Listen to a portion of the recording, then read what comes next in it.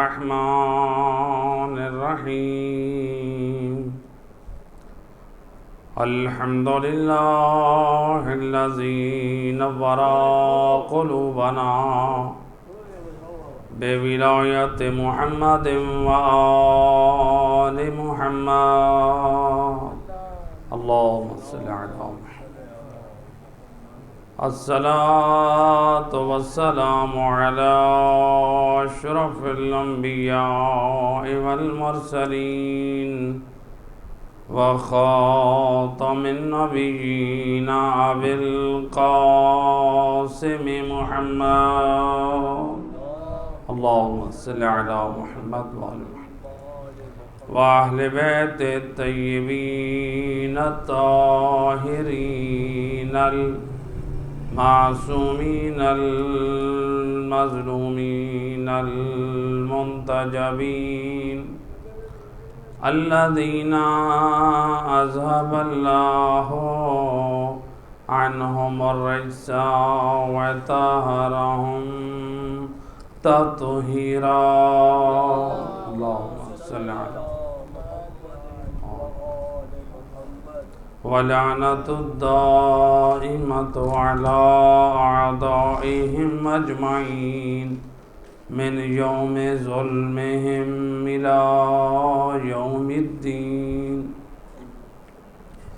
أما بعد فقد قال الله سبحانه وتعالى في كتاب المجيد وفرقان الحميد وقوله الحق بسم الله الرحمن الرحيم من يطع الله ورسوله فقد فاز فوزا عظيما صلوات پڑھ دیں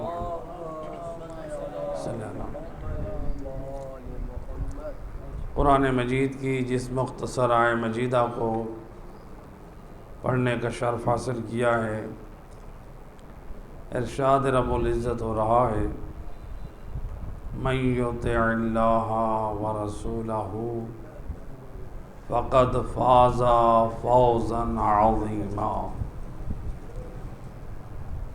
اللہ اپنی لاریب کتاب میں فرما رہا ہے جو اللہ اور اس کے رسول کی اطاعت کرتا ہے بے شک وہ بہت بڑی کامیابی حاصل کرتا ہے۔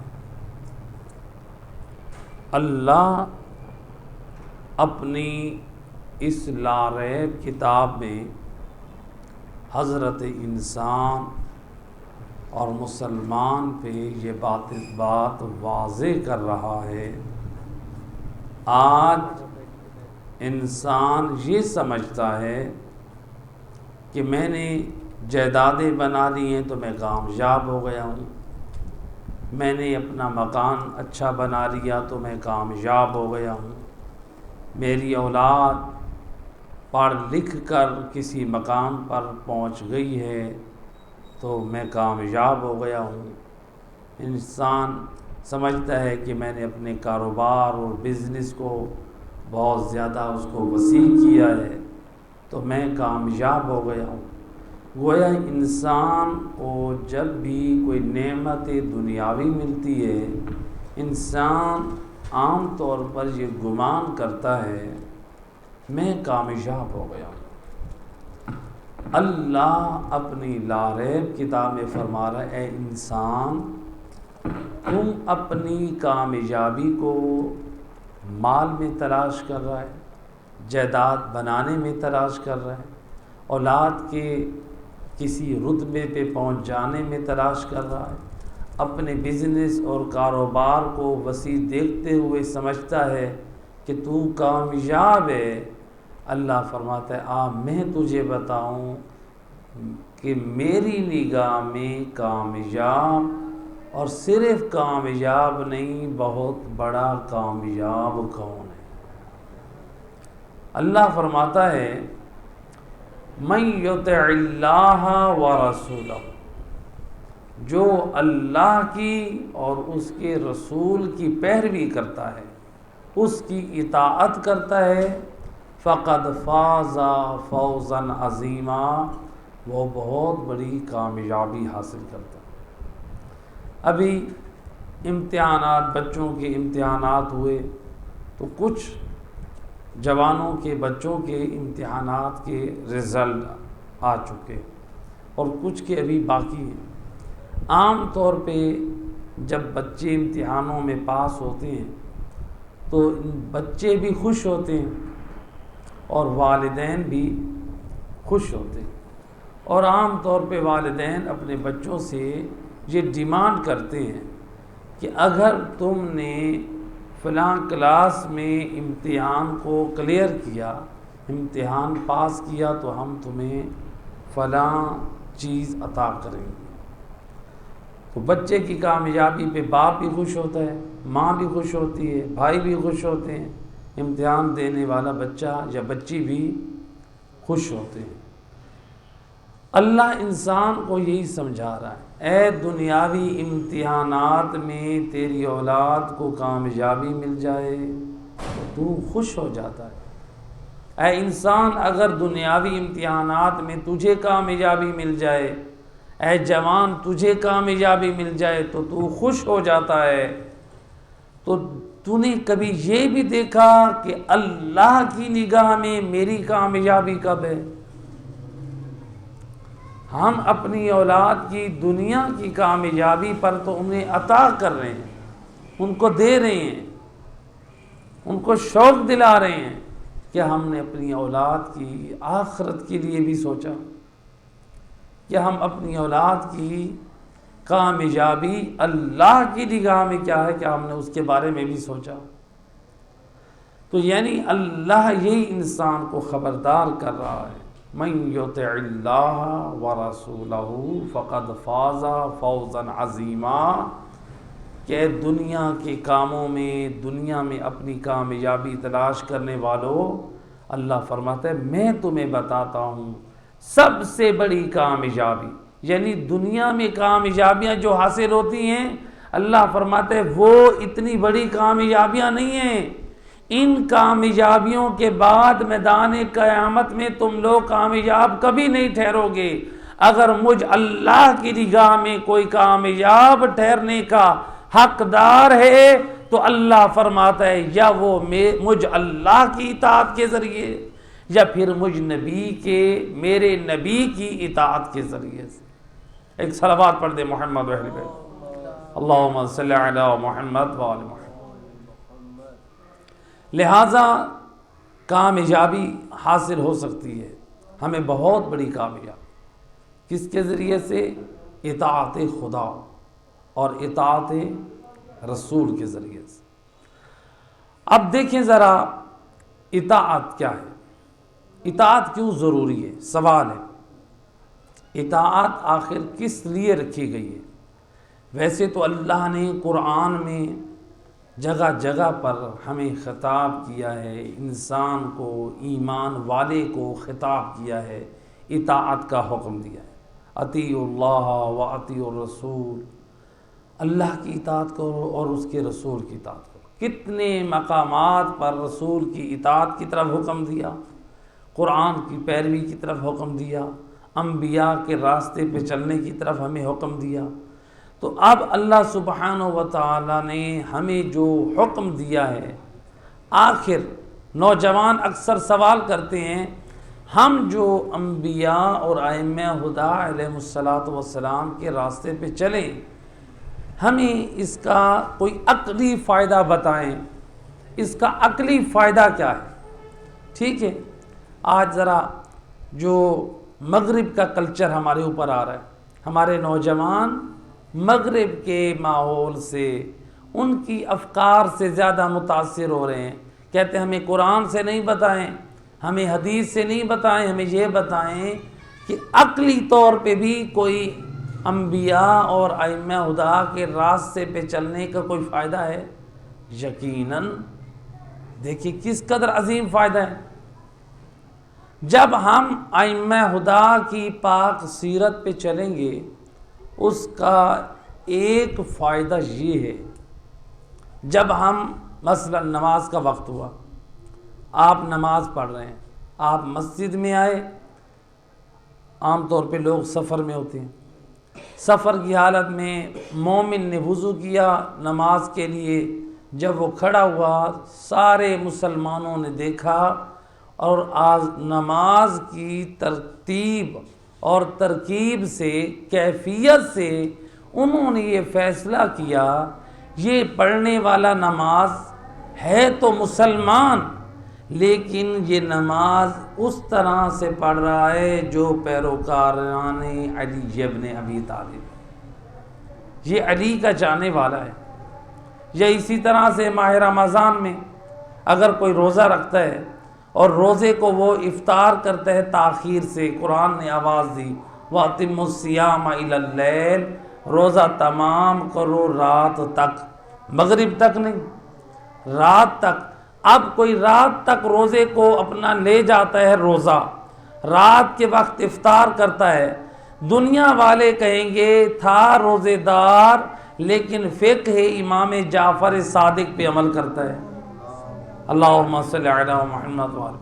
یا اسی طرح سے حج بیت اللہ پر گیا، وہاں پر حج کرتے ہوئے اس کے بعد اس نے طواف النساء کیا، لوگ کہیں گے ہے تو یہ عالم، یہ ہے تو حاجی لیکن یہ آل محمد کا حبدار ہے، اس لیے کہ حج میں طواف النساء بھی کر رہا ہے، یا اپنے کاندھے پہ اس نے وہ احرام کا کپڑا بھی ڈالا ہوا ہے، جو شیعوں میں اور غیر شیعوں میں جو فرق ہے۔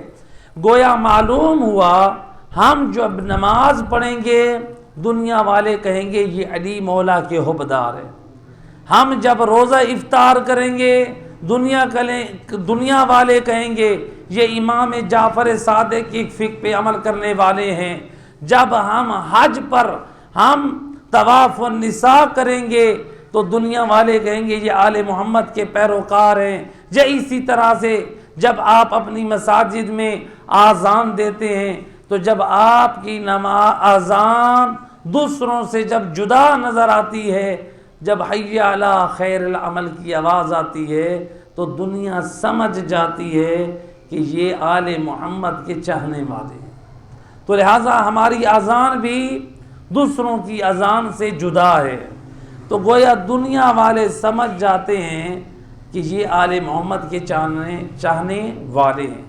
تو گویا معلوم ہوا ہم جتنے بھی اعمال صالح کرتے جائیں گے وہ ہماری پہچان کا وسیلہ بنتے جائیں گے۔ ایک صلوات پڑھ دیں محمد اللہم صلی۔ لہذا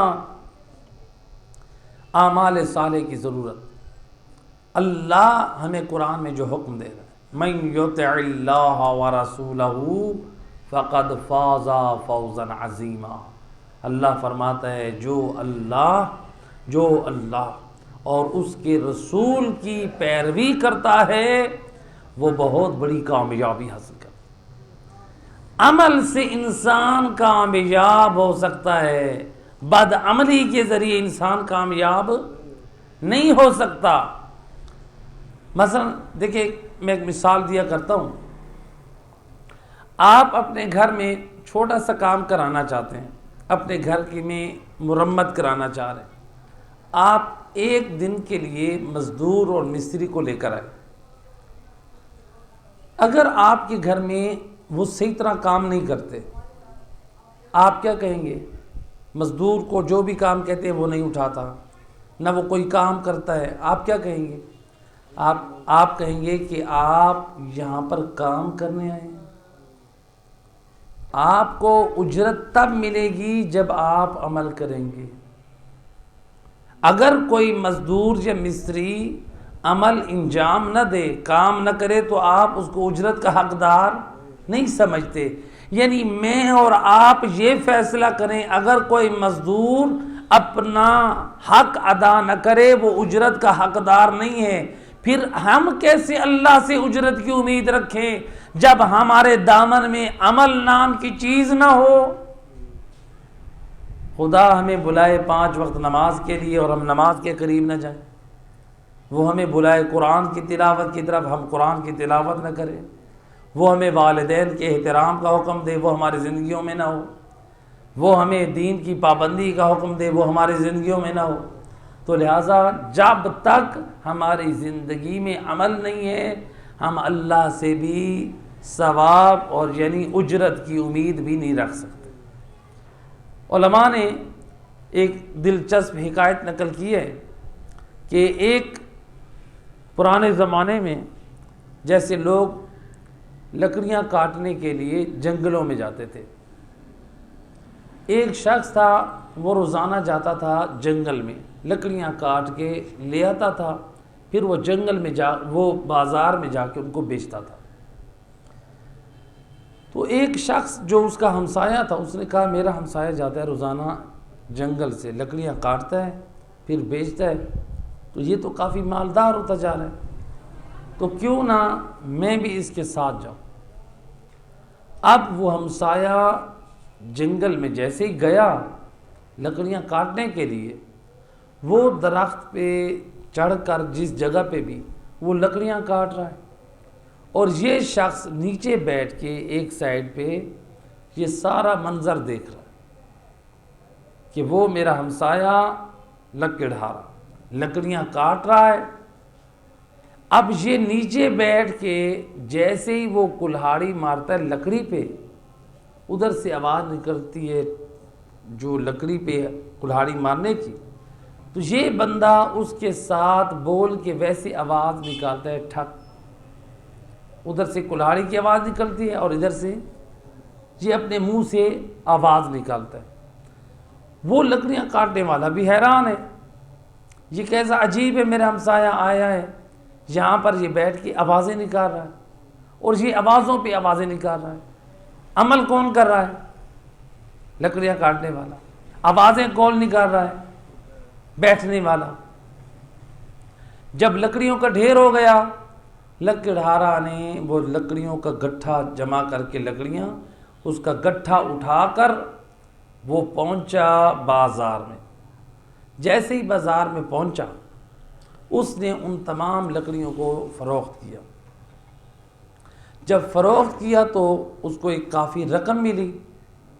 جب اس نے رقم وصول کر لی تو اس ہمسائے نے جھگڑا کیا، اس شخص نے، اس نے کہا کہ ان لکڑیوں میں میری بھی اجرت موجود ہے۔ کہا کہ بھئی آپ کی کیسے اجرت موجود ہے؟ گھر سے میں آیا ہوں، کلہاڑی میری تھی، لکڑیاں میں نے کاٹی، بازار میں میں لایا، سواری بھی میری تھی، عمل میں نے کیا ہے تو اجرت بھی مجھے ملنی چاہیے۔ آپ نے کیا کیا؟ کہا کہ جب آپ لکڑیاں کاٹ رہے تھے تو میں وہاں پہ آواز نکال رہا تھا، لہذا میرا برابر کا حق ہے۔ ان میں جھگڑا ہونے لگا، کچھ لوگ اس کا ساتھ دینے لگے، جو نادان اور بے وقوف تھے، جو سمجھدار تھے وہ اس کا ساتھ دینے لگے۔ معاملہ پہنچا اس وقت کے قاضی کے پاس، جو قاضی جج فیصلہ کرے گا اس کے مطابق اس مال کو تقسیم کیا جائے۔ قاضی کے پاس گئے، قاضی کو بتایا کہ قاضی صاحب، ایک صلوات پڑھے محمد علیہ، قاضی کو بتایا قاضی صاحب معاملہ یہ ہے کہ لکڑیاں کاٹی ہیں میں نے، اور پھر ان کو بازار میں بھی میں لے کر گیا، کلہاڑی بھی میری ہے۔ یہ صاحب صبح سے جب بیٹھے تھے صرف آواز نکال رہے تھے، کام نہیں کر رہے تھے۔ میں نے عمل بھی کیا، میں نے محنت بھی کی، میں نے زحمت بھی کی اور اجرت ملی، تو یہ آوازیں نکالنے والا کہتا ہے کہ میں بھی برابر کا حقدار ہوں۔ اب آپ بتائیں کہ اس مال میں یہ آواز نکالنے والا بھی حقدار ہے، یا حقدار صرف وہ ہے جو صبح سے شام تک محنت کرتا رہا، عمل کرتا رہا؟ قاضی نے بیٹھ کر اسی وقت مجمع میں کہا کہ آپ اپنی تھیلی پھینکو، میں ابھی فیصلہ کرتا ہوں۔ اس نے جب تھیلی کو کھولا اور اس کو پھینکا تو اس میں سے سونے کی یا جو چاندی تھی، جو بھی سکے تھے، وہ جب باہر نکلے تو اس کی آواز نکلی۔ جب آواز آئی تو قاضی نے ایک جملہ کہا، کہا اجرت العنا الرنا، کہا کہ اے آواز نکالنے والے، آوازوں کی اجرت ان سکوں کے چھن چھن کی آواز ہے، تو صرف بیٹھ کر آوازیں نکالتا رہا تو تیری اجرت کبھی حق یہی بنتا ہے تو ان سکوں کی آواز سن لے، اور جو عمل کرتا رہا ہے عملی طور پر اس کی اجرت کا حقدار بھی وہی ہے۔ تو لہٰذا اسی طرح میدان معاشر میں بھی اللہ کی بارگاہ میں ثواب اور اجرت کا حقدار وہی ایمان والا ٹھہرے گا جس کے دامن میں عمل صالح ہوگا۔ ایک صلوات پڑھ دے محمد وحمد۔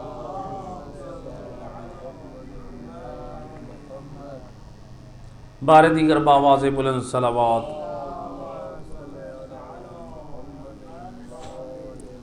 لہٰذا اللہ سبحانہ و تعالیٰ واضح فرما رہا ہے من یطع اللہ ورسولہ فقد فاز فوزا عظیما۔ اللہ فرما رہا ہے او قرآن پڑھنے والوں، او مسلمانوں، او مومنوں، اللہ اعلان کر کے بتا رہا ہے جو اللہ کی اور اس کے رسول کی اطاعت کرتا ہے، اللہ فرماتا ہے وہ بہت بڑا کامیاب، بہت بڑی کامیابی اگر ہم چاہتے ہیں تو ہم عمل صالح کے ذریعے سے کریں۔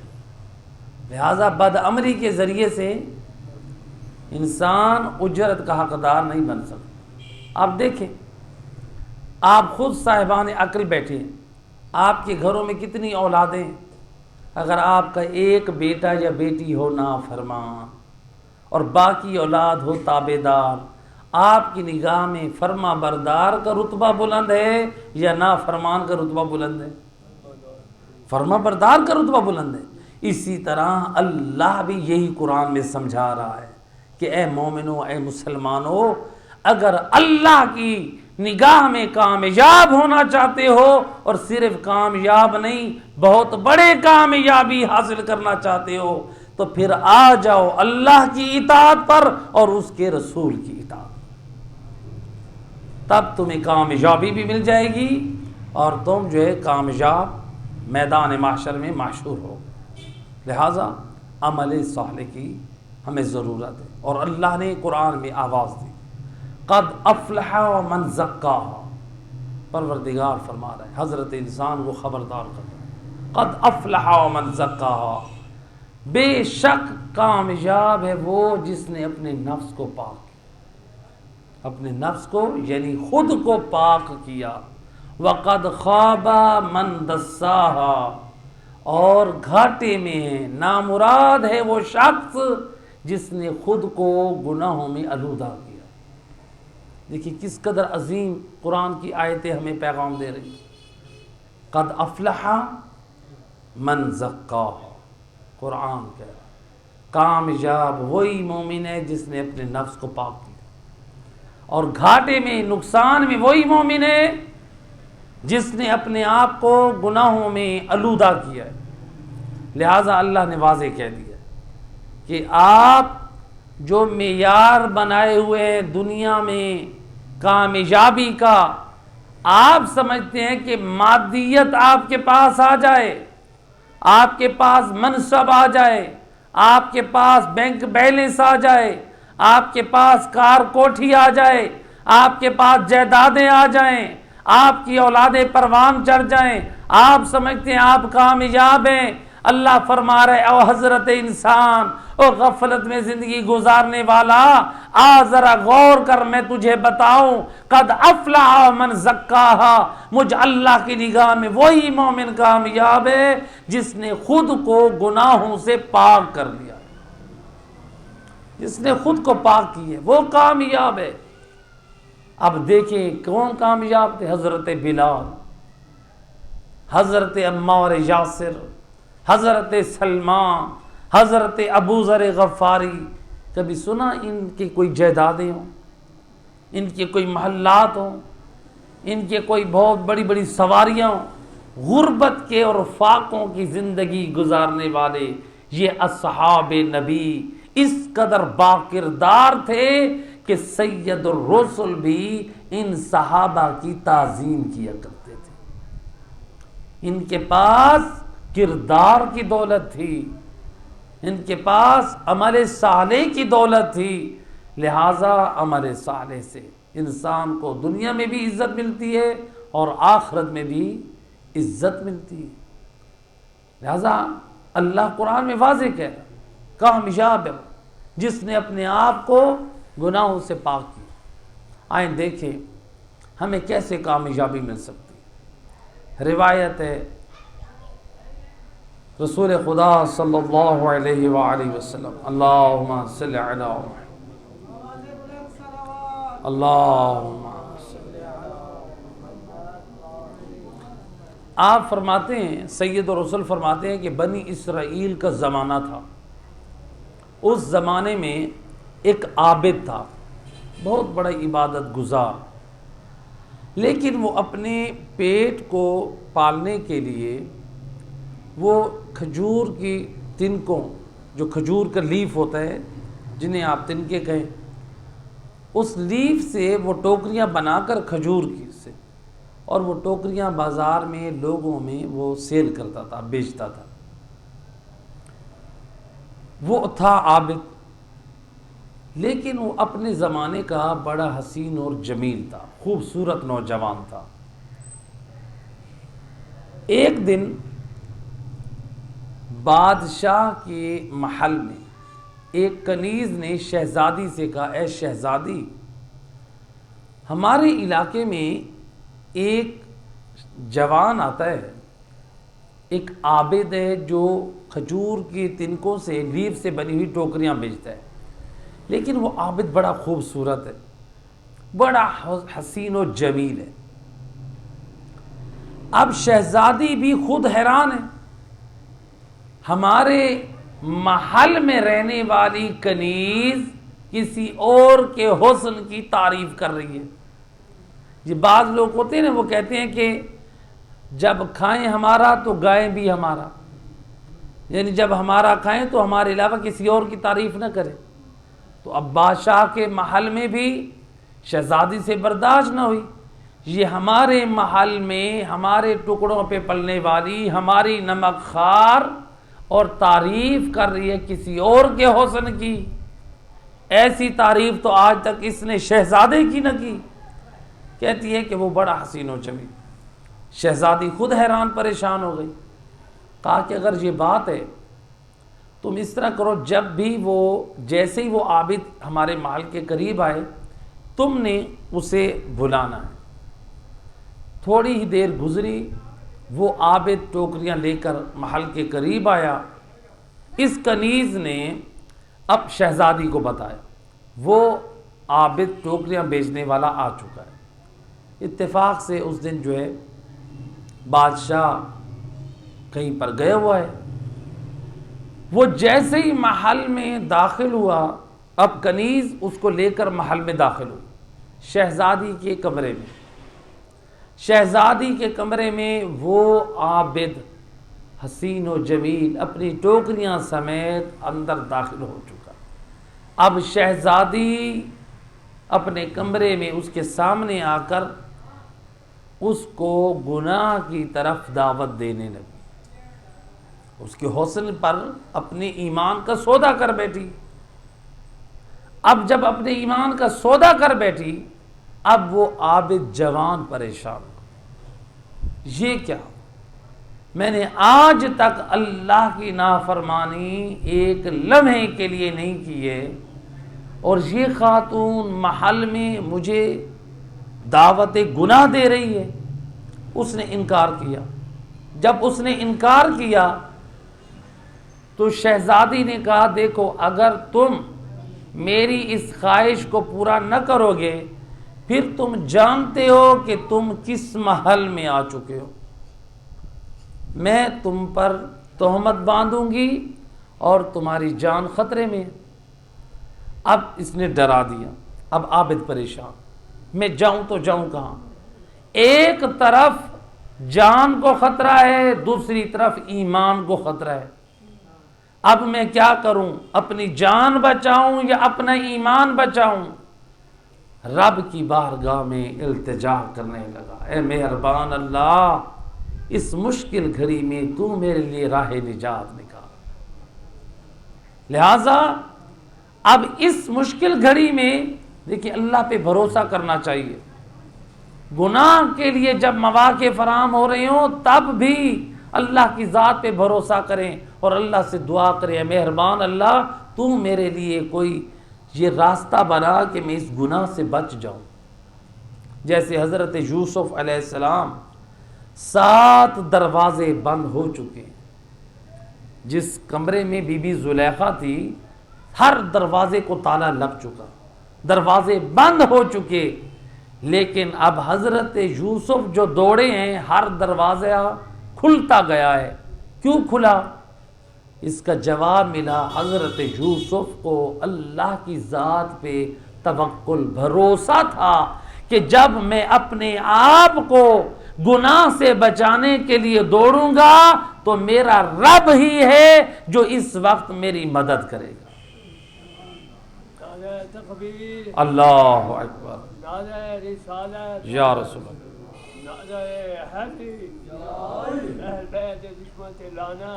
بیش اللہم صلی علی محمد۔ تو اللہ نے 7 دروازے کھولے حضرت یوسف کے لیے، کیوں؟ اللہ کی ذات پہ بھروسہ تھا۔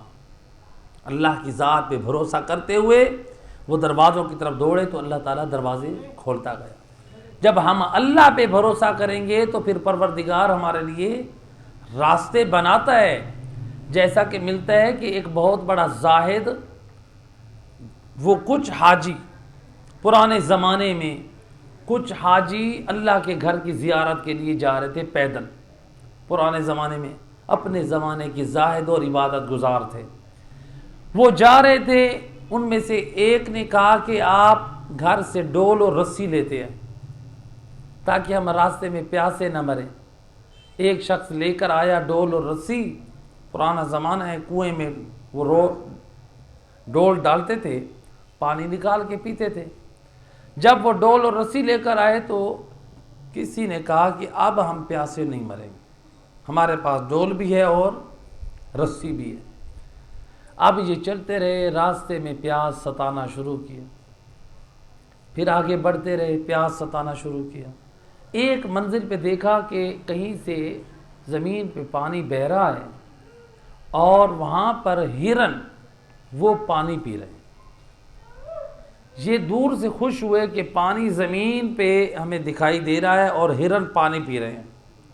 جب یہ قریب گئے تو دیکھا وہ جو چشمہ بہہ رہا تھا وہ کنویں سے پانی ابل کے باہر نکلا تھا، جس سے وہ ہرن، وہ جانور پانی پی رہے تھے۔ اب یہ جب قریب پہنچے، ہرن بھاگ چکے ہیں، وہ چشمہ، وہ جو کنواں تھا اس کے قریب پانی بھی خشک ہو چکا ہے۔ انہوں نے رسی اور ڈول کو تیار کیا، ڈول ڈالا کنویں میں۔ جب ڈالا تو جتنا بھی گہرائی میں وہ ڈول گیا، حیرت کی بات یہ تھی ڈول نیچے تک گیا لیکن پانی سے ذرا بھی تر نہ ہوا، ڈول خالی نکلا۔ اب یہ سارے کہاں جا رہے ہیں؟ اللہ کے گھر کی زیارت کے لیے۔ یہ زاہد ہیں، عبادت گزار ہیں، یہ اپنے زمانے کی عبادت گزار، ایسے یہ پیدل حج پہ جا رہے ہیں، پیدل۔ ایک مرتبہ اللہ کی بارگاہ میں گڑ گڑانے لگے، اے اللہ، جانور جو ہیں، جو کم تر مخلوق ہے وہ پانی سے سیراب ہو، اور جو ہم اشرف المخلوقات حضرت انسان ہیں اور تیرے گھر کی زیارت کا قصد اور ارادہ رکھتے ہیں کہ اے اللہ تو کیا ہمیں پیاسا مارے گا؟ ان کو پانی دے رہے، ہمیں نہیں دے رہا۔ جب پھر خدا کی طرف سے ایک ملک نے بول کر یہ جواب دیا، آواز آئی، اے اللہ کے گھر کی زیارت کو جانے والوں، ان حیوانوں نے بھروسہ کیا تھا اللہ پر، اس لیے اللہ نے ان کے لیے رزق کا انتظام کیا۔ تم گھر سے نکلتے وقت یہ کہہ رہے تھے ہمارے پاس ڈول اور رسی ہے، اب ہم پیاسا نہیں مریں گے، لہٰذا اب اللہ سے کیوں مانگتے ہو؟ مانگو اس رسی اور ڈول سے پانی۔ اللہ اکبر۔ لہٰذا اللہ کی ذات پہ بھروسہ کرے. اس لیے مولا علی علیہ الصلوۃ والسلام اللہم صلی مولا علی علیہ السلام فرماتے ہیں میں علی نے پورے قرآن کا نچوڑ ایک آیت میں پایا ہے. وارث قرآن فرماتے ہیں پورے قرآن کا نچوڑ کس میں ہے؟ ایک آیت میں. مولا کون سی؟ فرمایا من یتوکل علی اللہ فہو حسبہ، جو اللہ کی ذات پہ بھروسہ کرتا ہے اللہ اس کے لیے کافی ہو جاتا ہے. لہٰذا مولا علی ہمیں پیغام دے رہے ہیں اللہ کی ذات پہ بھروسہ کریں اللہ کافی ہو جاتا ہے. اب دیکھیں انسان اللہ کی ذات پہ بھروسہ رکھے. روایت بنی اسرائیل کا زمانہ، رسول اللہ فرماتے ہیں وہ عابد، وہ نوجوان جو اپنے زمانے کا حسین و جمیل، اب کنیز نے جب شہزادی کو بتایا ایک خوبصورت جوان ہے عابد، شہزادی بھی پریشان ہوئی. ایک صلوات پڑھے محمد.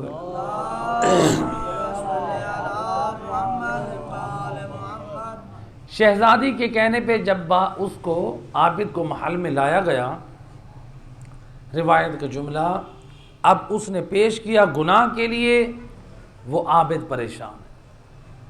اللہ سے التماس کر، اے مہربان اللہ تو میرے لیے اس گناہ سے نجات کا راستہ نکال. اللہ کی ذات پہ بھروسہ. اب اللہ نے کیسے راہ نکالا؟ ادھر سے اگر اس شہزادی کی خواہش کو پورا نہیں کرتا تو شہزادی دھمکی دے رہی ہے کہ میں بادشاہ کو بتا کے تیرا سر قلم کرا دوں گی کہ یہ برائی کا ارادہ رکھتا ہے، میں تم پہ تہمت باندھ دوں گی. اور اگر یہ خواہش پوری کرتا ہے تو ایمان خطرے میں. اب اس نے اللہ سے دعا کی، اللہ نے کیسے راہ نکالی؟ اس نے کہا اے شہزادی ٹھیک ہے میں تیری خواہش پوری کرتا ہوں، تو اس طرح کر مجھے ایک پانی کا استاوا برتن دے دے، میں ہاتھ منہ دھو لوں، رفع حاجت کر لوں. وہ شہزادی کی ایک کنیز پانی کا برتن لائی، یہ اس کمرے سے باہر نکلا. جب کمرے سے باہر نکلا شہزادی اندر انتظار کرے. یہ باہر نکلا، اس نے محل میں دیکھا ادھر ادھر، اسے سیڑھیاں نظر آئیں، یہ جلدی سے سیڑھیوں پہ چڑھا اور چھت پہ پہنچ گیا. جب محل کی چھت پہ پہنچا اس نے جائزہ لیا، ہر طرف سے نیچے بہت گہرائی ہے. ایک مرتبہ کہتا ہے اگر ادھر سے چھلانگ لگاتا ہوں تو جان جاتی ہے، اگر شہزادی کے کمرے میں جاتا ہوں تو ایمان جاتا ہے. تو لہٰذا اب دو صورتیں ہیں، ادھر بھی جان جا رہی ہے یا نیچے ایمان جا رہا ہے. اب کیا کروں؟ اپنے نفس سے کہتا ہے اتنا عرصہ میں نے اللہ کی عبادت کی، اب چند لمحوں کے لیے اپنے سارا نور عبادت کو برباد کر دوں. اپنے آپ کو کہتا ہے کہ میں اپنی جان تو دے دوں گا، اپنے آپ کو گناہوں میں آلودہ نہیں کروں گا. اللہ تو یہی فرما رہا ہے وَقَدْ خَابَ مَنْ دَسَّاهَا، گھاٹے میں ہے، نامراد ہے وہ انسان جو اپنے آپ کو گناہوں میں آلودہ کر لیتا ہے، اپنے آپ کو نجس کر دیتا ہے. ہم سمجھتے ہیں کہ ہمارے کپڑے نجس ہو گئے ہیں، ہمارا بدن نجس ہو گیا ہے، ہم اپنے آپ کو پاک کرتے ہیں. یہ جو گناہوں کی نجاست ہے یہ اس نجاست سے بڑی ہے جو آپ کو اللہ سے دور کر دیتی ہے، جو رسول سے دور کر دیتی ہے، جو عبادتوں کی لذت کو چھین لیتی ہے. تو لہٰذا اب اس نوجوان نے فیصلہ کیا کہ میں خود کو نیچے گرا دیتا ہوں. سید رسول فرماتے اس نوجوان نے حب خدا میں اعمال صالح کو سامنے رکھتے ہوئے اس نے فیصلہ کیا، اس نے چھلانگ لگائی، محل کی بلندی سے چھلانگ لگائی.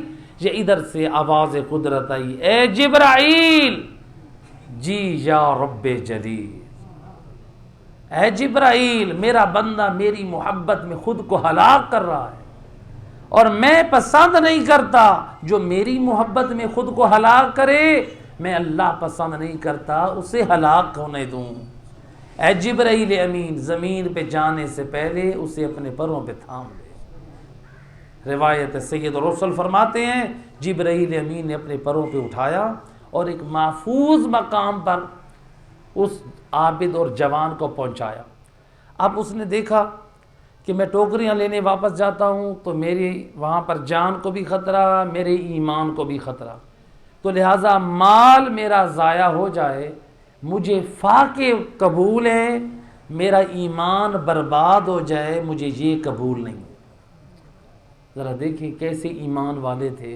نعرہ تکبیر، اللہ اکبر، نعرہ رسالت، نعرہ حیدری، آواز بلند صلوات۔ اللہ صلی اللہ کیسے ایمان والے تھے؟ وہ ایمان کو باقی رکھنا چاہتے ہیں، اور آج ہم لوگ دنیاوی فائدوں کے لیے اپنے ایمان کا سودا کر دیتے ہیں۔ کتنے لوگ ہیں جو دکان میں بیٹھتے ہیں، ایک چھٹانگ یا آدھ پاؤ کے لیے اپنے ایمان کا سودا کر دیتے ہیں، اپنے حلال رزق کو حرام بنا دیتے ہیں۔ معصوم فرماتے ہیں جو ایک درہم یعنی 1 روپیہ یوں سمجھیں کسی کا نہ حق کھاتا ہے، آواز قدرت آتی ہے، فرشتوں اس کے نام اعمال سے 700 نمازیں جو مقبول ہیں وہ کاٹ کے اس کے نام اعمال میں لکھ دو جس کا اس نے حق کھایا ہے۔ ہم پرواہ نہیں کرتے، ناپ میں، تول میں، دینے میں، ان چیزوں کا خیال کریں، انسان کا ایمان برباد ہو جاتا ہے۔ تو لہٰذا اس نے کیا دیکھا، میں اپنے مال کو قربان کر دوں گا، اپنے ایمان کو قربان نہیں کروں گا۔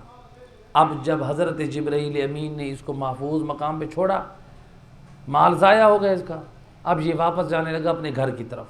جب گھر پہنچا، اللہ والا ایسا تھا دین اور شریعت کو بھی جانتا تھا، کہا اپنی بیوی کے پاس جب پہنچا، کہا کہ پیسے دیں، اور بازار سے سامان نہیں لائے، کہا نہیں، آج ہمارا فاقہ ہوگا، جو ہمارا اثاثہ تھا، جو ہمارا سرمایہ تھا، آج وہ محل میں چھوڑ آیا ہوں، اپنے ایمان کو بچایا ہوں، اپنے مال کو برباد کر آیا ہوں، اپنے ایمان کا سودا کر کے نہیں آیا بلکہ ایمان کو بچا کر آیا ہوں۔ تو کہا کہ اے کنیز خدا، اپنی بیوی سے کہتا ہے تو اس طرح کر کے تنور روشن کر دے، ہمسایوں کو یہ محسوس نہ ہو کہ ہمارے گھروں میں آج فاقے ہیں، وہ یہ نہ سمجھے کہ ہم بھوکے ہیں، ہمارے گھر میں فاقہ ہے۔ اسلام یہ بھی پسند نہیں کرتا آپ لوگوں کو اپنی غربت کا اظہار کریں، ہمارے گھر میں فاقہ ہے، ہمارے گھر میں بھوک ہے، ہمارے گھر میں کھانے کے لیے نہیں ہے۔ آپ لوگوں کے سامنے جو بول رہے ہیں، اظہار کر رہے ہیں، اب یہ بھی تو اللہ کا شکوہ ہے، اللہ کا شکوہ ہے کہ نہیں؟ اللہ کا شکوہ ہے۔ اس لیے امام جعفر صادق علیہ الصلوۃ والسلام، اللہم صل امام فرماتے ہیں جو اللہ کو چھوڑ کر غیر خدا پر امید رکھتا ہے، اللہ اس کو اسی دروازے پہ ذلیل کرتا ہے۔ اللہ، حتیٰ کہ آپ نے قرض بھی مانگنا ہے نا کسی مومن سے، آپ یہ کہہ کر جائیں اے بار الہ، میں فلاں مومن کے پاس جا رہا ہوں، میری عزت کی لاج رکھنا، آپ یہ کہہ کر جائیں، اللہ سے دعا کر کے جائیں، یہ نہ کہہ کے جائیں میں ادھر جا رہا ہوں وہ مجھے ضرور قرض دے گا۔ آپ اس پر امید رکھ کے جائیں، اللہ پہ امید رکھ کے جائیں جو ہمارے امور کو حل کرنے والا ہے۔ تو لہٰذا اب دیکھیں، یعنی ہمیں ان چیزوں کی بھی اصلاح کی ضرورت ہے۔ ہمارے اوپر جیسے بھی حالات آ جائیں، اپنے رشتہ داروں میں، اپنے دوستوں میں کہیں پر ذکر نہ کریں۔ حتیٰ کہ ملتا ہے ایک صحابی امام جن کو 40 سال تک، کتنے 40 سال تک انہوں نے اپنی زوجہ اور بچوں کو بھی اس بات سے آگاہ نہ کیا کہ میری ایک آنکھ کا نور ختم ہو چکا ہے۔ اللہ، یہ بہت بڑی بات ہے۔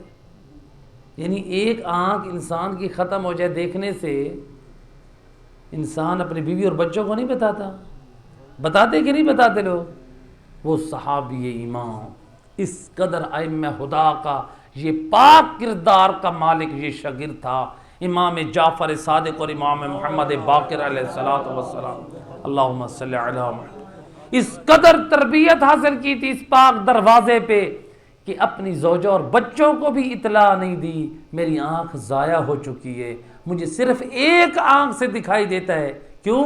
کہیں ایسا نہ ہو ان کے سامنے بیان کروں خدا کا شکوہ ہو، اس لیے کہ یہ مصیبت، یہ امتحان کی گھڑی اللہ کی طرف سے ہے، ان کو بتاؤں گا تو یہ مجھے شفا نہیں دیں گے، شفا دینے والا اللہ ہے۔ صلوات پڑھ دے محمد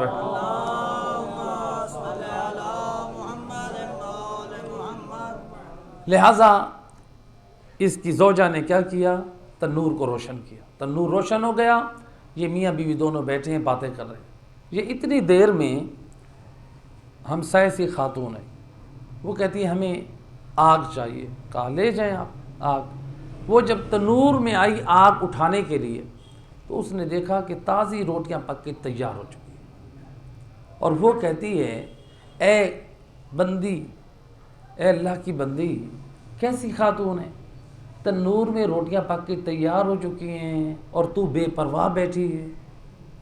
میاں بیوی دونوں حیران ہوئے، وہ خاتون آگ لے کر چلی گئی، یہ جلدی سے اٹھے آئے، دیکھا تنور میں واقعاً تازی روٹیاں تیار ہیں، روٹیاں تازی اتار کر دونوں سجدے خدا میں گر پڑے۔ اے بار الہ تیرا شکر ہے، بے مانگے تو رزق کا انتظام کرنے والا ہے، بے مانگے رزق کا انتظام کرنے والا ہے۔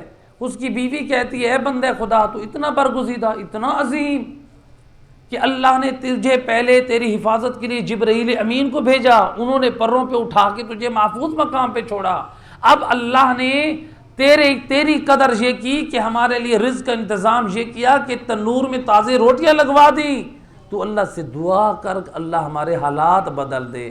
کہنے لگا اے کنیز خدا، کیسی بات کرتی ہے، جب بے مانگے رب مجھے عطا کر دیتا ہے، اللہ اکبر، پھر مجھے مانگنے کی کیا ضرورت ہے؟ جب میری حفاظت کے لیے جبرائیل کو بھیج دیتا ہے، پھر مجھے مانگنے کی کیا ضرورت ہے؟ وہ بڑا مہربان ہے، اس نے ہمیں نہیں بھلایا ہوا، جب ہم اسے نہیں بھلائیں گے وہ ہمیں نہیں بھلائے گا۔ لہٰذا اب دیکھیں یہ مومن کیوں کامیاب ٹھہرا۔ جو اس زمانے میں سید الرسل اپنے اصحاب کو یہ سمجھا رہے ہیں، اصحاب کی تربیت کر رہے ہیں، کیوں؟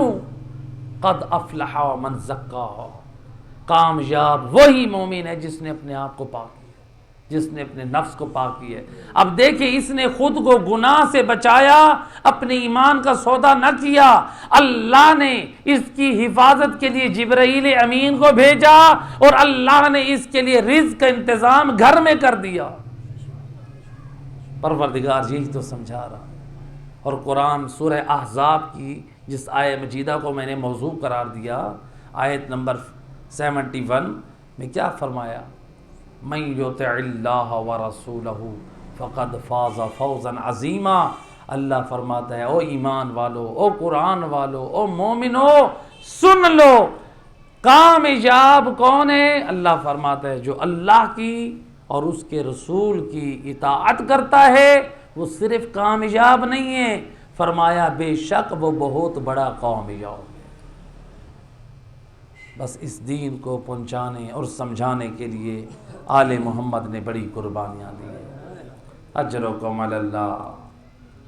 ہائے یہ شام کا بازار آل محمد کے لیے بہت بڑا مصیبت کا بازار تھا، اس لیے جب کسی نے پوچھا نا میرے چوتھے امام سے، اے فرزند رسول سب سے بڑی مصیبت کہاں پر آئی؟ آپ نے 3 مرتبہ فرمایا الشام، الشام، الشام۔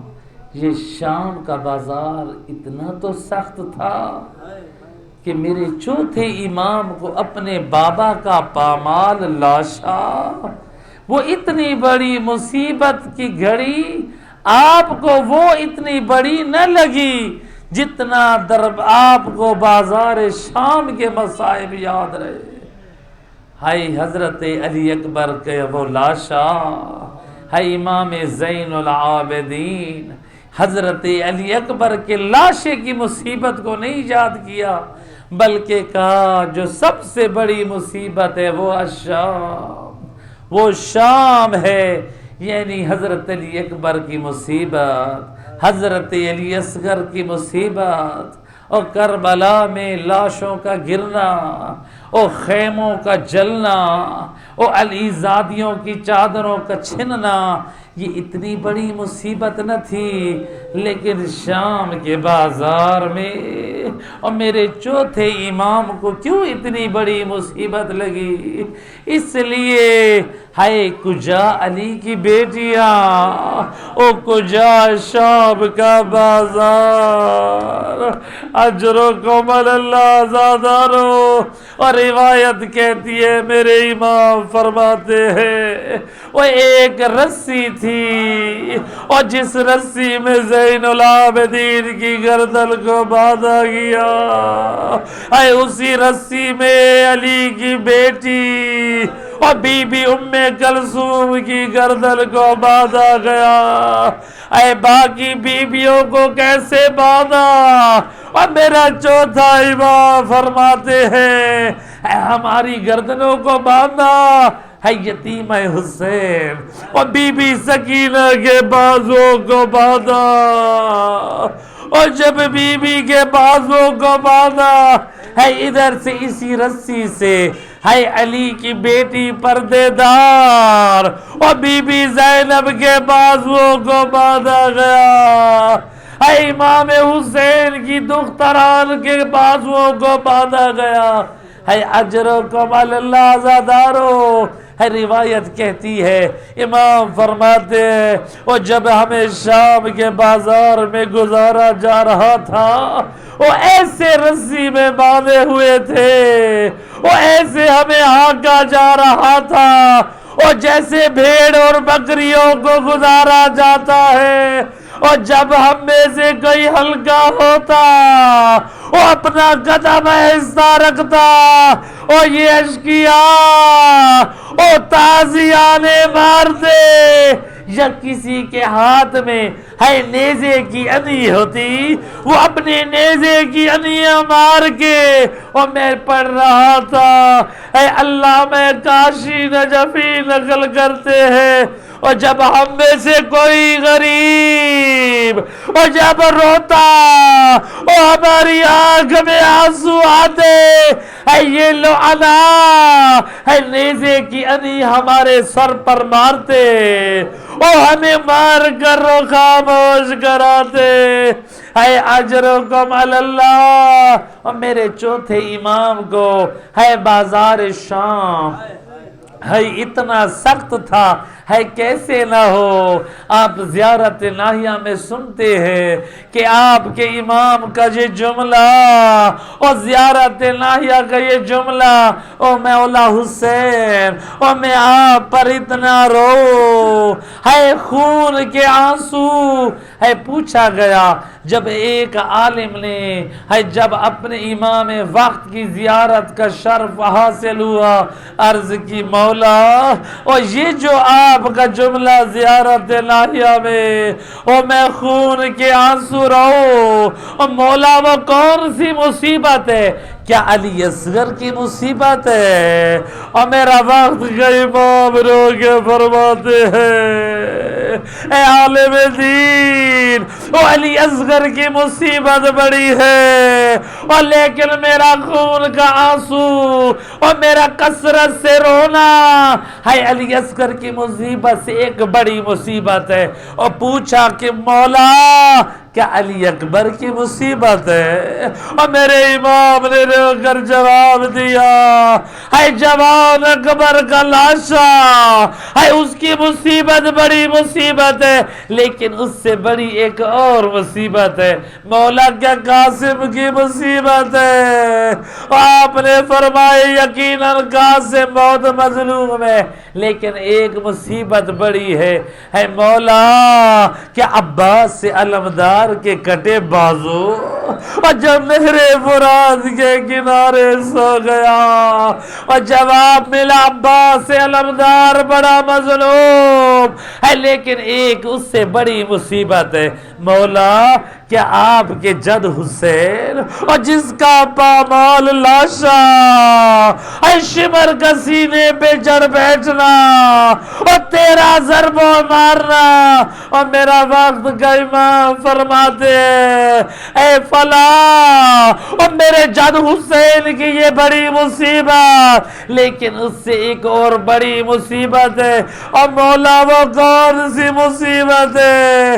جواب دیا سبیو امتی زینب، اور میری پھوپھیوں کا بازار میں آنا اور سر ننگے ہونا۔ اے امام سمجھا رہے ہیں اور کجا علی کی بیٹیاں پردے دار اور کجا شام کا بازار۔ الا لعنت اللہ علی القوم الظالمین۔